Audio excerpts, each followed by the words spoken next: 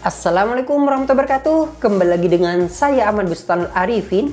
Di kesempatan kali ini saya akan mencoba untuk menginformasikan jadwal seleksi untuk P3K di poin 1 sampai poin A sampai dengan C. Dan ini khusus bagi Bapak Ibu semua yang masuk di dalam database BKN dan bagi prioritas dan juga bagi Bapak Ibu semua XTHK 2. Jadi jadwalnya hanya ini saja. Bagi pelamar yang di luar kategori tersebut akan saya jelaskan terpisah untuk jadwalnya karena berbeda jadwalnya. Silakan pantau terus informasinya.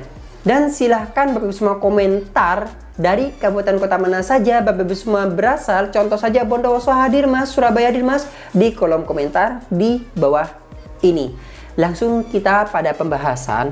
Di sini seperti yang telah saya sampaikan barusan, informasi ini saya khususkan untuk lampiran 1 surat PLT BKN dengan nomor 6610 BKS 0401 SDK 2024 yang tertanggal 27 September tahun 2024. Jika Bapak Ibu semua mungkin ingin mengetahui rincian dari kategori-kategori tersebut, silakan cek pada video saya sebelumnya. Sudah saya share kepada Bapak Ibu semua, mungkin terbitnya kemarin. Cek saja. Nah, di sini saya akan membahas terkait dengan jadwal lengkapnya, yaitu jadwal seleksi pengadaan P3K tahun anggaran 2024 bagi pelamar prioritas guru dan D4 bidang kependidikan tahun 2023, ex tenaga honorer K2 atau XTHK 2 dan tenaga non ASN yang terdaftar dalam pangkalan database BKN. Nah, kita perlu perhatikan nih Bapak Ibu semua, perlu siap-siap mulai sekarang. Bulan depan kita akan mengikuti seleksi. Apa saja jadwalnya? Kita lihat bersama-sama. Yang pertama, di sini nomor 1 bermaksudnya nomor kegiatan dan jadwal. 1. Pengumuman seleksi itu dilakukan tanggal 30 September 2024 sampai dengan 19 Oktober tahun 2024. Jadi mulai besok instansi akan melakukan share data kepada Bapak Ibu semua. Mungkin ini terbit tanggal 30 September, video ini kan saya buat tanggal 29 dan terbitnya tanggal 30. Maka mulai hari ini telah dilakukan informasi seleksi pengumuman pendaftaran oleh instansi di daerah masing-masing. 2. Pendaftaran seleksinya. Jadi untuk pengumumannya dilakukan sampai dengan 19 Oktober Bapak Ibu semua. Tapi pendaftaran seleksinya itu bisa dilakukan mulai tanggal 1 sampai dengan 20 Oktober. Jadi mulai tanggal 1 sampai dengan 20 Oktober itu silahkan daftar di SSC ASN, jangan melewati siapapun. Semuanya bisa diakses di SSC ASN. Ingat, tidak ada lagi yang namanya calo. Silakan daftar pada portal SSC ASN masing-masing mulai tanggal 1 sampai dengan 20 Oktober tahun 2024. 3. Seleksi administrasi dilakukan mulai tanggal 1 sampai dengan 29 Oktober tahun 2024. Jadi rentang seleksi administrasinya itu dilakukan mulai tanggal 1 sampai dengan 29 Oktober tahun 2024. Untuk tips bagaimana Bapak Ibu semua tidak salah memilih formasi, kita bahas di kesempatan berikutnya saja. Silahkan pantau terus Aba Channel ini, komentar dan ikuti videonya yang ada di Aba Channel ini. 4. Pengumuman hasil seleksi administrasi itu dilakukan mulai tanggal 30 Oktober tahun 2024 sampai dengan 1 November 2024. Jadi hanya beberapa hari nih yang bisa dilakukan oleh instansi. 30 Oktober, mungkin 31 Oktober sampai dengan 1 November. Sekitar 3 sampai dengan 2 hari dilakukan oleh instansi untuk meng-cross check data Bapak Ibu semua. Dan seandainya di sini misalnya pada poin keempat ini Bapak Ibu semua dinyatakan tidak lulus, maka di sini ada masa sanggah. Di mana masa sanggah itu bisa dilakukan mulai tanggal 2 sampai dengan 4 November tahun 2024. Untuk kata-kata sanggahnya dan sebagainya kita ikuti videonya di Aba Channel ini, saya akan jelaskan kepada Bapak Ibu semua. Yang penting di sini Bapak Ibu semua silahkan pantau terus dah informasi-informasi yang ada di sini. Karena jika Bapak Ibu semua tidak lulus, dinyatakan tidak lulus administrasi, maka Bapak Ibu semua bisa menyanggah nantinya. Tapi kalau misalnya Bapak Ibu semua tidak menyanggah, ya tentunya Bapak Ibu semua dianggap ya tidak memenuhi syarat. Seperti itu saja. Kita lanjutkan. Dan jawab sanggah yang dilakukan oleh instansi itu akan dilakukan mulai tanggal 2 sampai dengan 6 November tahun 2024. 2 bulan lagi tentunya. Maksudnya sekarang kan masih September nih Bapak Ibu semua. Pengumuman pasca sanggah dilakukan tanggal 5 sampai dengan 11 November tahun 2024. Akan tetapi biasanya instansi itu mengumumkan di tanggal ini, tanggal 11 Novembernya. Justru bahkan kadang ada yang masih tanggal 12. Dikarenakan ada beberapa satu hal seperti itu. Jadi instansi jarang sekali yang mengumumkan di tanggal 5 ini, jarang sekali.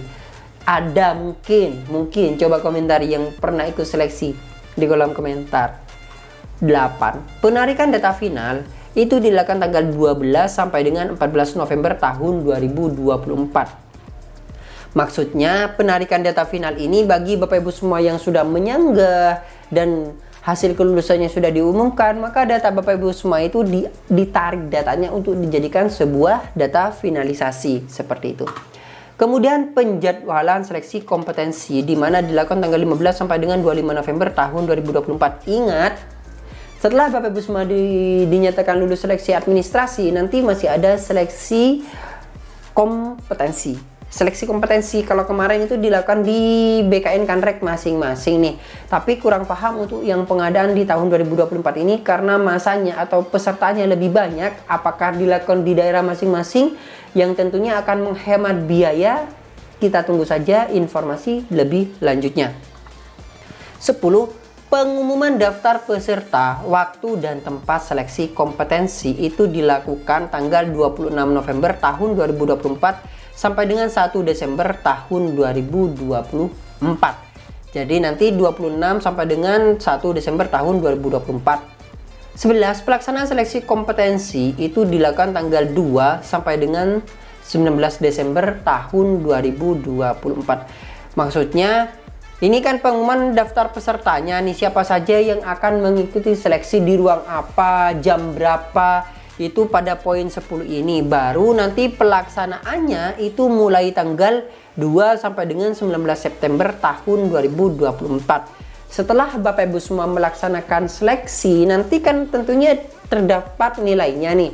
Nah, sebenarnya Bapak Ibu semua tanpa menunggu pengolahan nilai yang pada poin 12 ini, yaitu tanggal 7 sampai 23 Desember tahun 2024, Bapak Ibu semua bisa melihat meranking yang di satu formasi. Bapak Ibu semua biasanya di kanal YouTube-nya itu kan di-share secara real time, di live streaming kan. Nah, itu Bapak Ibu semua bisa rangkum data-data yang satu formasi dengan Bapak Ibu semua.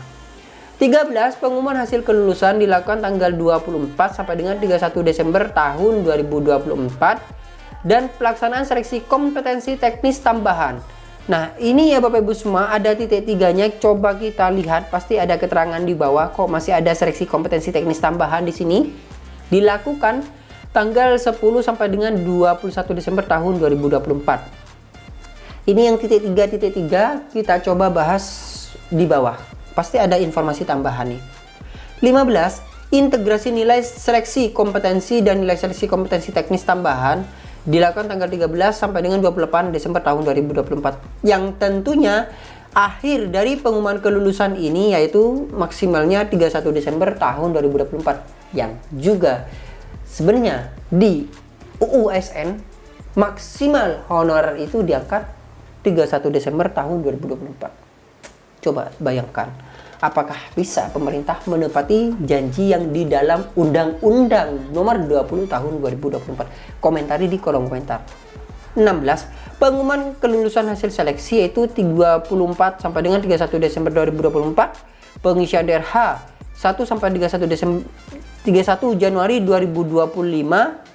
Usul penetapan NIP 3K 1 sampai dengan 28 Februari tahun 2025. Jadi ini final untuk yang kategori 1 sampai dengan 3. Karena ada kategori lain di lembaran lainnya. Kita bahas di kesempatan berikutnya. Sekarang saya akan membahas tanda bintang 1, bintang 2, bintang 3. Apa sih keterangannya? Keterangan bintang 1 sesuai dengan Permenpan nomor 6 tahun 2024. Bintang 2, instansi tidak melaksanakan seleksi kompetensi teknis tambahan. Bintang 3, instansi melaksanakan seleksi kompetensi teknis tambahan dan mendapatkan persetujuan Menpan RB. Nah, ini yang rawan nih Bapak Ibu semua jika difinalkan seperti kasusnya yang Mandailing Natal, di mana Kadisdiknya itu melakukan sebuah manipulasi data. Akhirnya nilainya yang dari BKN sudah turun, ada teknis tambahan, akhirnya yang lulus kemarin bukan malah lulus, justru kalah dengan yang tambahan, justru lebih kuat nilai yang di daerah daripada nilai yang pusat. Akhirnya seperti itu. Nah, untuk lampiran 1 jadi seperti itu. Ini durasinya sudah sangat panjang sekali.